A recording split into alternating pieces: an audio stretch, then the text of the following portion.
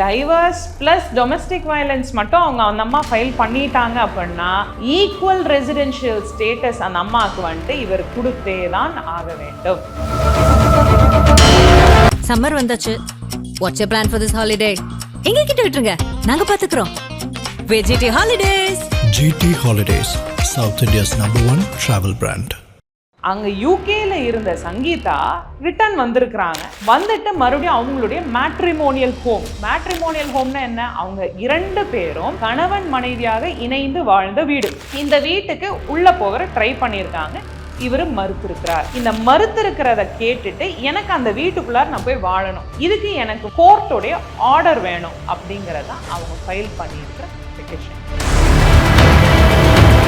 வீடு திரு விஜய் அவர்கள் பெயர்ல இருந்துச்சுன்னா அதுக்கான ரைட்ஸ் அவங்க இது பண்ண முடியுமா? கண்டிப்பா. சங்கீதா மட்டும் கிடையாது, சங்கீதா பிள்ளைகள், சங்கீதாவும் விஜய்க்கும் சேர்ந்த பிள்ளைகள் எல்லாருமே அவங்களுக்கு எல்லா ரைட்ஸும் இருக்கு. அந்த வீட்டுக்குள்ளார போய் அவங்க வாழ்றதுக்கு, ஷேர்ட் ஹவுஸ் ஹோல்டா இருக்கிறதுக்கு அவங்களுக்கு அனுமதி இருக்குது, சட்டத்திலும் இருக்கிறது. இப்போ எப்படி அவங்க விஜய் அவர்கள் சங்கீதா அவர்களை நீங்க வெளியே போங்க அப்படின்னு சொல்ல முடியும்? ஏன் சொல்லியிருப்பாங்க? அவங்க ட்ரை பண்ணி அங்கே ஏதோ ஃபெயில் ஆகிட்டு இருக்கு, ஏதோ ஒரு something had happened behind the scene, ஏதோ ஒன்று பின்னாடி நடந்திருக்கு. அது என்னங்கிறது நம்ம யாருக்குமே தெரியாது. டைவர்ஸ் ப்ளஸ் டொமஸ்டிக் வயலன்ஸ் மட்டும் அவங்க அந்த அம்மா ஃபைல் பண்ணிட்டாங்க அப்படின்னா ஈக்குவல் ரெசிடென்ஷியல் ஸ்டேட்டஸ் அந்த அம்மாவுக்கு வந்துட்டு இவர் கொடுத்தே தான் ஆக வேண்டும். இவங்களுக்கு ஜீவனாம்சமாக கொடுக்கணும் அப்படிங்கிற மாதிரி அது என்ன கேட்டகரியில் இவங்களே கேட்க முடியும்? அதுக்குன்னு ஒரு ஆர்டர் எதுவும் இருக்கா கோர்ட்டில்? இவ்வளோ தான் கேட்கணும், நீங்கள் இப்படி தான் வரைமுறை இருக்கு அந்த மாதிரி? ஜனநாயகம் படத்துக்கு அப்புறமா நான் படம் நடிக்க போகிறதில்ல, அப்போது எனக்கு இன்கம் வராது. இன்கம் வரல அப்படின்னா how will I pay you? நான் எப்படி உனக்கு பணம் தர முடியும்? நான் என்கிட்ட இருக்கிற எல்லா சொத்தையும் ஒன்றொன்னா விற்று தான் நான் இப்போ கட்சிக்கு செலவு பண்ணிட்டு இருக்கேன், கட்சியை வந்துட்டு உருவாக்கிட்டு இருக்கேன். எனக்கு இவ்வளோ தொண்டர்கள் இருக்காங்க. அவருடைய தொண்டர்கள் யாரு? ரசிகர்கள், அரசியல்வாதிகள் கிடையாது. அரசியல்வாதிகள் மேபி ஒருத்தரோ 2 பேரோ இப்போ புதுசாக இணைந்திருக்காங்களே தவிர அவருடைய கட்சி தொண்டர்கள் எல்லாருமே அவருடைய ரசிகர்கள். ஒருத்தே இல்லை அப்படிங்கிற ஒரு டோன்ல அப்படி பேசுறது அக்ஷய் உமனா அந்த டோன் எடுக்கிறது எப்படி பார்க்குறது? வார்த்தை இல்லைன்னா அவர் யாரை சொல்றாரு? அப்ப மனைவி சங்கீதாவை சொல்றீங்க அப்படின்னா இத்தனை வருஷம் நீ வாழ்ந்த வாழ்க்கையோட அர்த்தம்.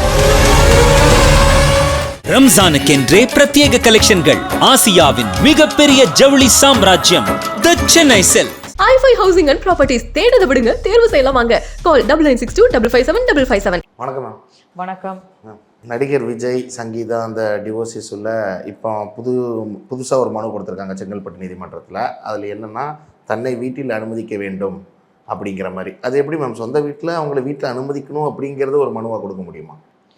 கண்டிப்பாக கொடுக்கலாம்.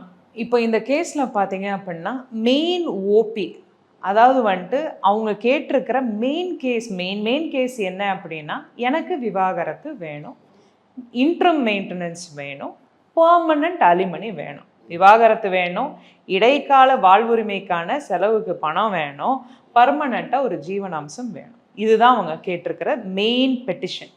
இந்த மெயின் பெட்டிஷனில் இன்ட்ரம் அப்ளிகேஷன் அப்படின்னு சொல்லிட்டு எத்தனை அப்ளிகேஷன் வேணாலும் அவங்க ஃபைல் பண்ணலாம். அதில் அவங்க ஃபைல் பண்ணியிருக்க அப்ளிகேஷன் என்ன அப்படின்னா, நான் வந்துட்டு யூகே ரெசிடெண்ட்.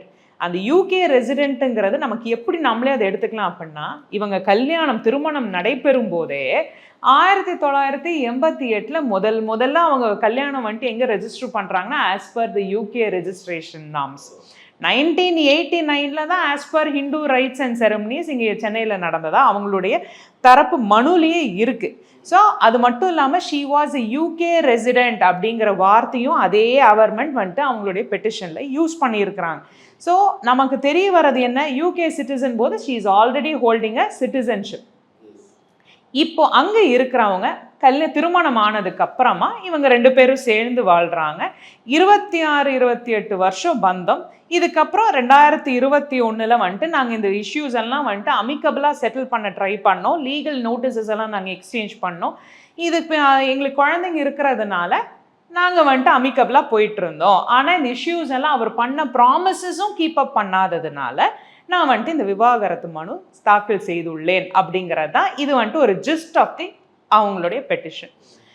நம்ம இது எப்படி எடுத்துக்கலாம் அப்படின்னா, அங்கே யூகேல இருந்த சங்கீதா ரிட்டர்ன் வந்திருக்கிறாங்க. வந்துட்டு மறுபடியும் அவங்களுடைய மேட்ரிமோனியல் ஹோம்னா என்ன, அவங்க 2 பேரும் கணவன் மனைவியாக இணைந்து வாழ்ந்த வீடு. இந்த வீட்டுக்கு உள்ள போகிற ட்ரை பண்ணியிருக்காங்க, இவர் மறுத்திருக்கிறார். இந்த மறுத்திருக்கிறத கேட்டுட்டு எனக்கு அந்த வீட்டுக்குள்ளார நான் போய் வாழணும், இதுக்கு எனக்கு வந்துட்டு கோர்ட்டோடைய ஆர்டர் வேணும் அப்படிங்கிறத அவங்க ஃபைல் பண்ணியிருக்கிற பெட்டிஷன். இப்போ இந்த பெட்டிஷன் வந்துட்டு எப்படி போகும் அப்படின்னா, S it will be granted. கண்டிப்பாக சங்கீதாவுக்கு ஃபேவர் ஆகிறதுக்கு தான் வாய்ப்புகள் நிறையா. ஏன் அப்படின்னா, டைவர்ஸ்க்கு உண்டான இந்த விவாகரத்து சட்டம் மட்டும் கிடையாது, நம்ம பெண்கள் பாதுகாப்பு, அதாவது protection of domestic violence act 2005ல் ஒரு தனிப்பட்ட ஒரு செக்ஷனே இருக்கு, section 17. So women has all rights to the shared household. அப்படின்னா என்ன, பெண்கள் தன்னுடைய மேட்ரிமோனியல் ஹோம், கணவனும் மனைவியும் சேர்ந்து இணைந்து வாழ்ந்த வீட்டில் அவங்களுக்கு எல்லா ரைட்ஸும் இருக்குது, அந்த வீட்டுக்கு போய் இருக்கிறது. இப்போ வீடு திரு விஜய் அவர்கள் பெயரில் இருந்துச்சுன்னா அதுக்கான ரைட்ஸை அவங்க இது பண்ண முடியுமா? கண்டிப்பாக விஜயோடைய பெயரில் இருக்குது அப்படின்னா இன்றைய தினத்தில் அவங்க சங்கீதா மட்டும் கிடையாது, சங்கீதா பிள்ளைகள், சங்கீதாவும் விஜய்க்கும் சேர்ந்த பிள்ளைகள் எல்லாருமே அவங்களுக்கு எல்லா ரைட்ஸும் இருக்குது, அந்த வீட்டுக்குள்ளார போய் அவங்க வாழ்கிறதுக்கு, ஷேர்ட் ஹவுஸ் ஹோல்டாக இருக்கிறதுக்கு அவங்களுக்கு அனுமதி இருக்குது, சட்டத்திலும் இருக்கிறது. இப்போ எப்படி அவங்க விஜய் அவர்கள் சங்கீதா அவர்களை நீங்கள் வெளியே போங்க அப்படின்னு சொல்ல முடியும்? ஏன் சொல்லியிருப்பாங்க அப்படி? இந்த இதெல்லாம் தெரியும்ல உங்களுக்கு. ஒரு நார்மல் ஒரு சிவிலியனா எடுத்துப்போம், நம்ம ஒரு அட்வொகேட்டா வேண்டாம், ஒரு பொலிட்டிஷியனா வேண்டாம், எனக்கும் இன்னொருத்தருக்கும் மனஸ்தாபம், எனக்கும் என் கணவர் விஜய்க்கும் வந்துட்டு மனஸ்தாபம், மறுபடியும் ஒரே கூரையின் கீழ் இருக்கும்போது பிரச்சனைகள் பெருசாக தான் போகுது. நிறையா நம்ம நார்மல் சிவிலியன்ஸே டைவர்ஸ்க்கு அப்ளை பண்ணும்போது வெளியே தனித்தனியாக பிரிஞ்சிடுறாங்க, மறுபடியும் இவங்க வந்துட்டு நான் அதே வீட்டுக்குள்ளே தான் போய் இருப்பேங்கிறாங்க. அது என்ன அதனுடைய உள்நோக்கம் அப்படிங்கிறது நமக்கு தெரியாது. விஜயுடைய அந்த வீடு பார்த்தோம் அப்படின்னா நீலாங்கரையில் இருக்கிற ப்ராப்பர்ட்டி இன்னைக்கு அப்ராக்சிமேட் ரேட் வந்துட்டு அரௌண்ட் 50 to 80 CR வருதுங்கிறாங்க. அப்போ அந்த எப்படி அந்த ப்ராப்பர்ட்டியை அவங்க வந்துட்டு விட முடியும்?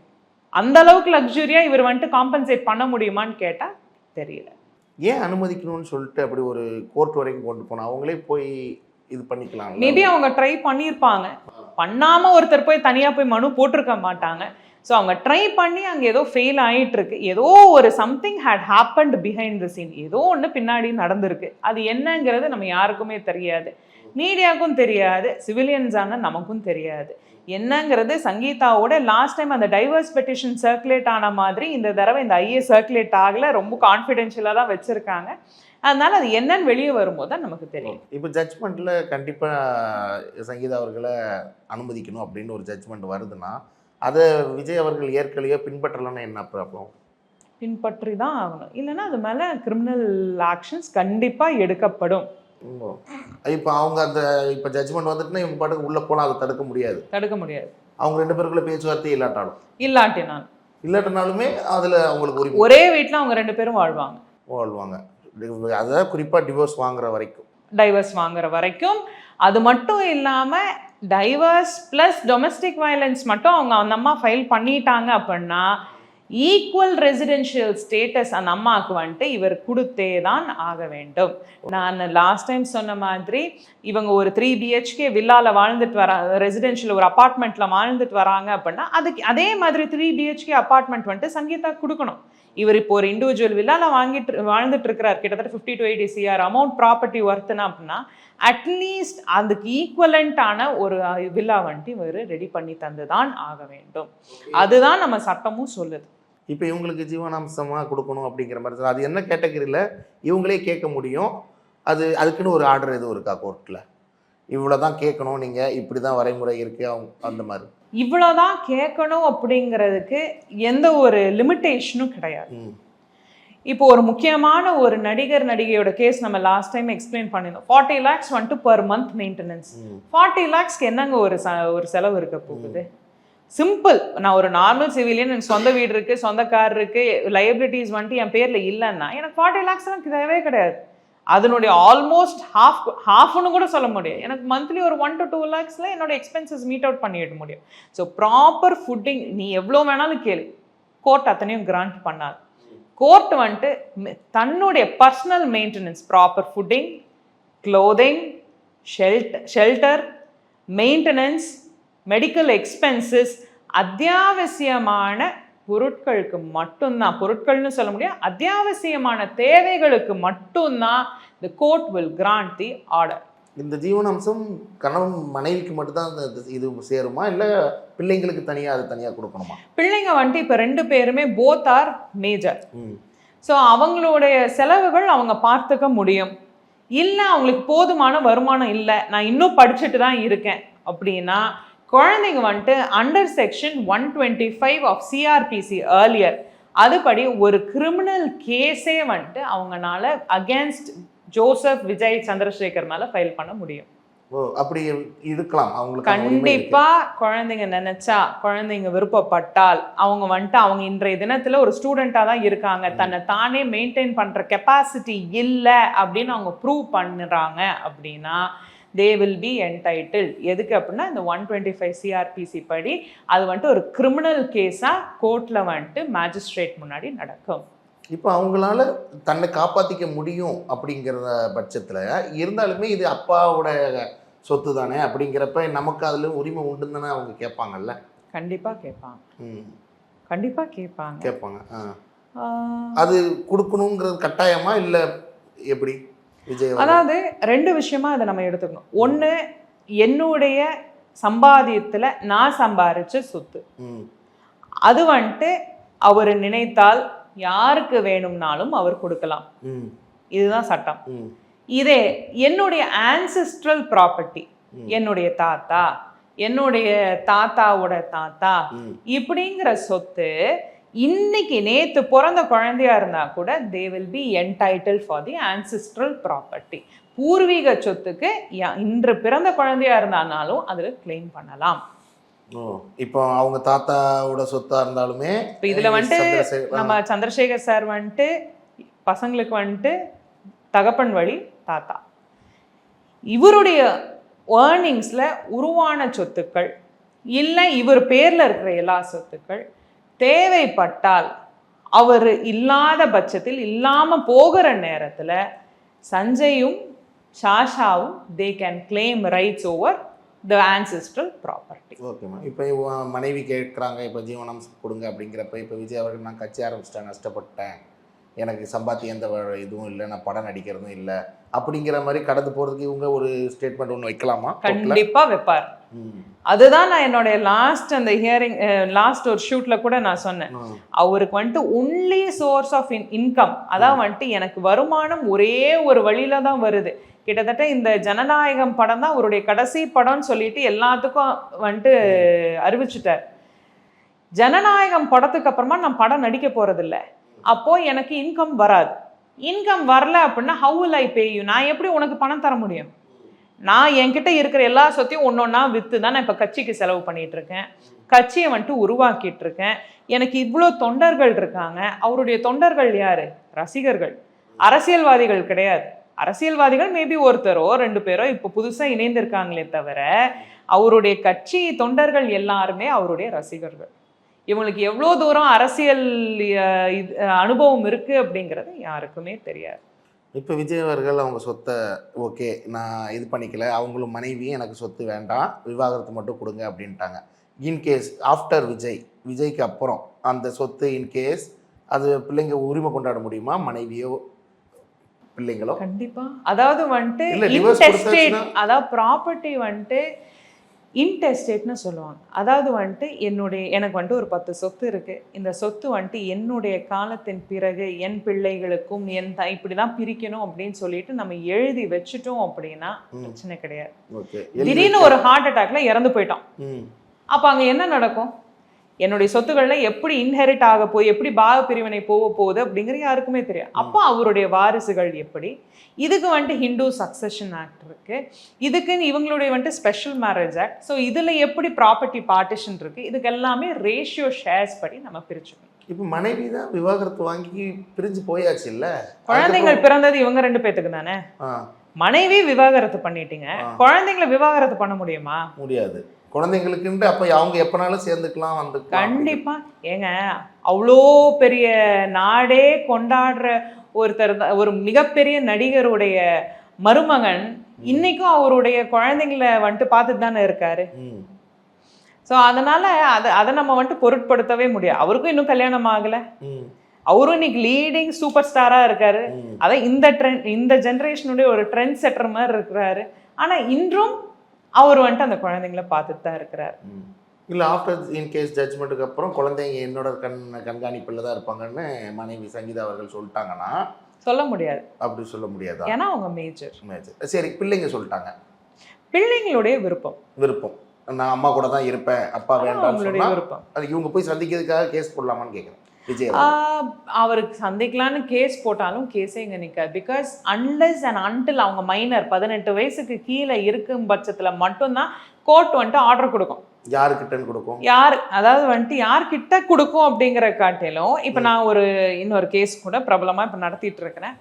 அந்த கேஸ்ல அந்த பெண் வந்துட்டு இந்த மாதிரி எனக்கு குழந்தைங்களை வந்துட்டு பார்க்கணும்னு சொல்லியிருக்காங்க. ரொம்ப போராடினாங்க. இப்போ வந்துட்டு கோர்ட் வந்துட்டு மாசத்துல ஒரே ஒரு முறை, ஒரே ஒரு ஞாயிற்றுக்கிழமை 1 மணி நேரம் பார்க்கறதுக்கு அனுமதிச்சிருக்காங்க. இவ்வளவுதான்.